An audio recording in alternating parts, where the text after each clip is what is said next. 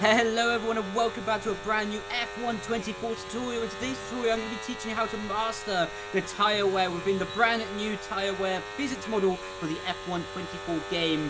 Really sensitive, really delicate. Ultimately the human factor is the biggest it's ever been within the F1 game franchise on how you can manage tyre wear in this year's game.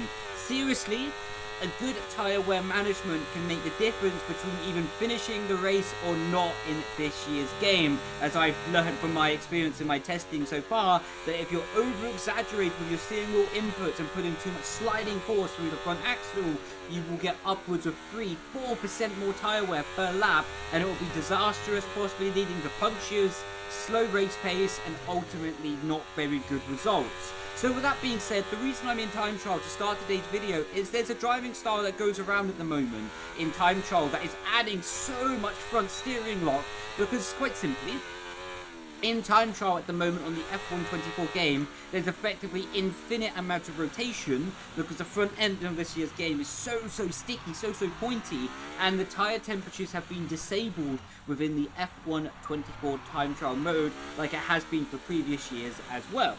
The reason that this is such a critical thing and such a big part of the F1 game physics model for this year's game is quite simply, in real life, when you're turning the wheel and you're putting friction through the tyres, you get saturation in the temperature that causes a grip loss. Hence what also happens in online mode, in GP mode, in career mode for the F1 24 game.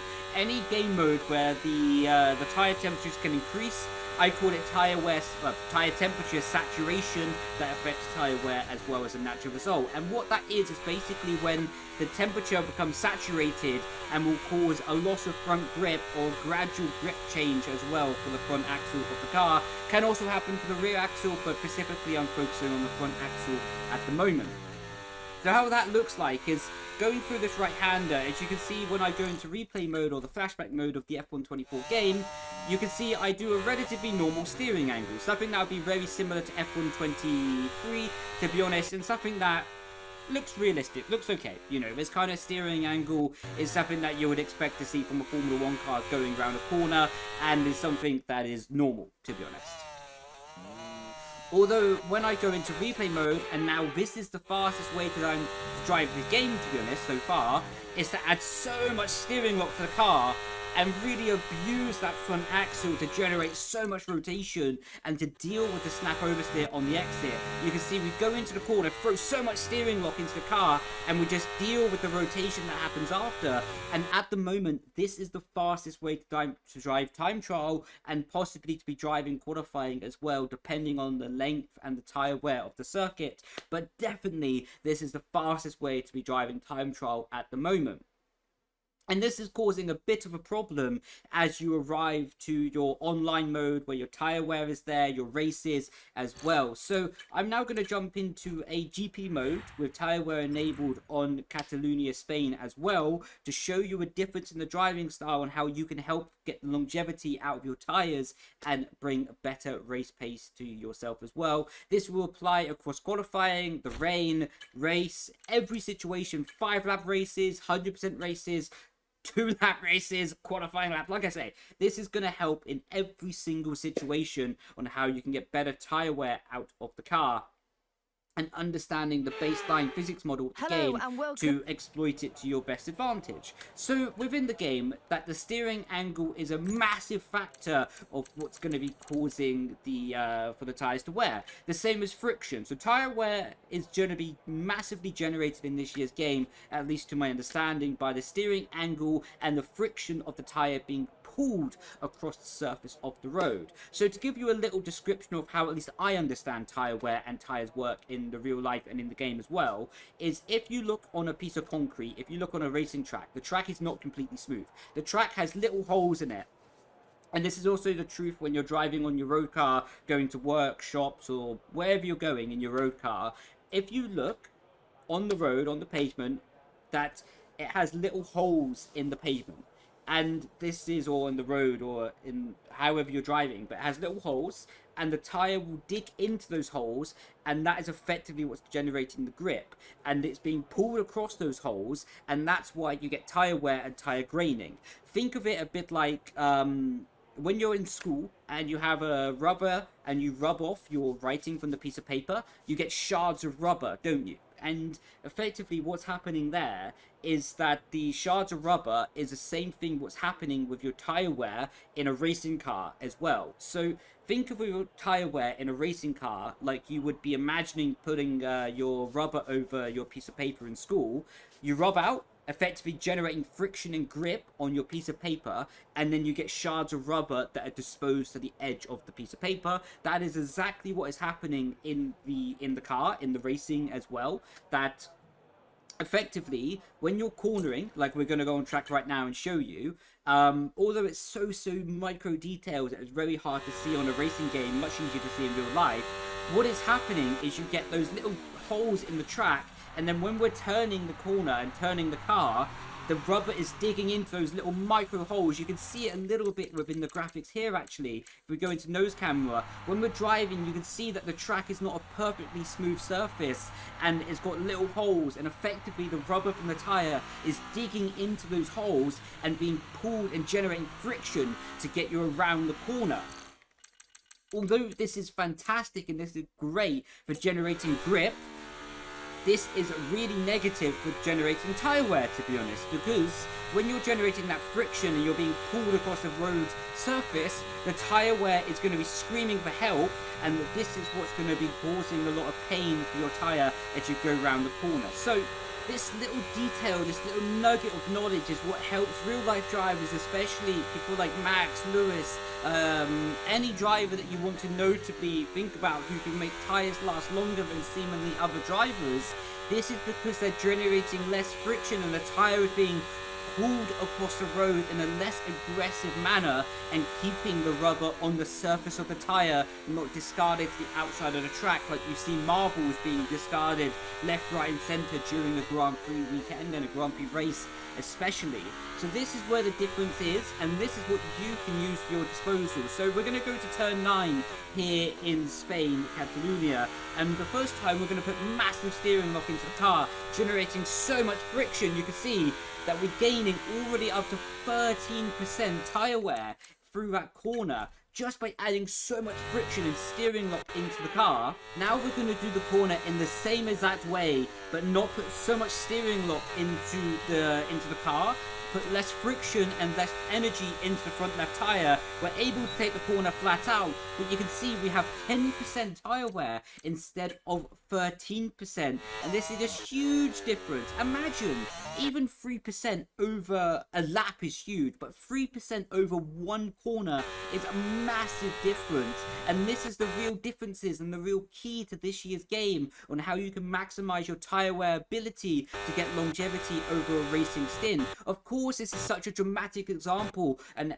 how you can apply less steering lock, but I'm going to show you in the next turn here as well a bit more, let's say, traditional, easy and a more normal situation in this corner. So you can see we go into the corner, and because we travel a less distance but less friction into the tire, we're able to save that front left tire a bit more. And you can see the driving style that I did here is I went into the corner and understood that I wanted to save the front right tire, and I wanted to do some work to save the front right tire. So by doing less speed into the corner, I traveled less distance because I didn't use up all the road on the outside, and I got the car straighter on the exit earlier, what meant I could put more energy to the rear compound and tires and then get effectively a near same corner pace and corner speed while actually putting less energy into the front right tire, effectively saving it. So keynote and key summary for that corner and for this example here: if you want to save tires,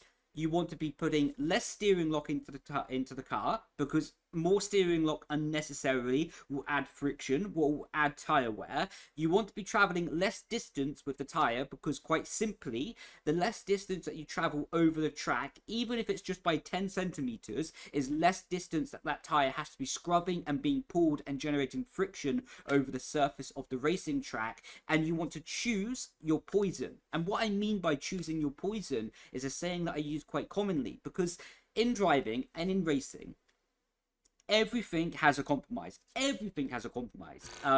Whether you want to be having front tire wear, rear tire wear, whatever you want to be doing, you want to be choosing where you want to be putting your weight distribution of that compromise towards. So you can see while driving around Catalonia, Spain, the front left tire is extremely tortured around here. There's so much tire wear compared to everything else. 13% on the front left compared to 8 on the rear left. So what I would do is I would be slower through the right hand corners to try and save that front left. You can see I'm lifting through the right hander here, just trying to save the tyre as much as possible. And again through the right hander, I'm not pushing that front left tyre at all, being very smooth, but then getting the car straight as early as possible and using the rear traction through the left hander, because I don't have to worry about that tyre. I would be leaning on it quite hard to get the lap time out of the car, and ultimately going slower through the right handers relatively, and then pushing the car harder through the left handers to put the wear to the right hand side of the car. Again, big lift through the right hander, trying to save that front left tyre.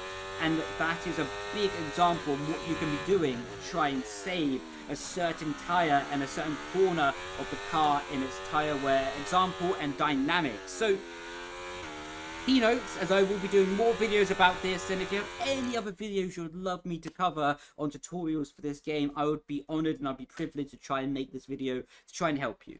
But in keynotes for this video and in this summary is less steering lock means less friction means less tyre wear, and your ability to travel a less distance around the corner, if the option is available to you, will help you generate and save tyre wear, as long as it doesn't mean that you add more steering lock as a natural result of this. One of the final points that I'm going to highlight in this video, and a little tip and technique for you at home, is if you're struggling with front tyre wear, then you can add a lot of front wing into the car to basically get the car to rotate, and again put more sustainability, more energy into the front axle, so you're scrubbing the tyre less and you're able to rotate the car easier. If you're struggling with rear tyre wear, bring the front wing down to generate understeering the car and put more weight and energy into the front tyre, and let the front tyre scrub and do more of the work for lap time. Remember, each corner of the car is unique, dynamic, has an individual grip profile, and something that you can utilize to your maximum grip potential. So in summary, if you have a lot of rotation in the car and you have a lot of rear tyre wear, you can bring down the front wing to bring a lot more tyre wear and more balance to the car, and putting the emphasis on the front tyre wear to balance out the rear instability of the corner and of the car. And if you have a lot of front tyre wear and a lot of understeer in the car as a result of that, then you will be able to add the front wing to the car, add more grip to the front, and this will help again to bring more stability and more ease of effort to go around the corner in a much more simple and effortless way. Something that is perfect, and if you can, it's the most perfect situation for a racing driver or driver in general with tyre wear, that in-game is really unique, and you can see the exact tyre wear values. And if you can get all the tyre wear on each corner of the car to be exactly the same, for them all to be exactly the same number, this is perfect. If you can drive around the track like this, this is perfect and will be the best compromise you can ever have with tyre wear going around a track. With all that being said, thank you so much for watching. Let me know if you would want some more tutorials. What tutorials would you like? And I've been Brendon Leigh. Thank you so much for watching, and I'll catch you in the next video. Grazie, ragazzi. Ciao, ciao. Bye, bye.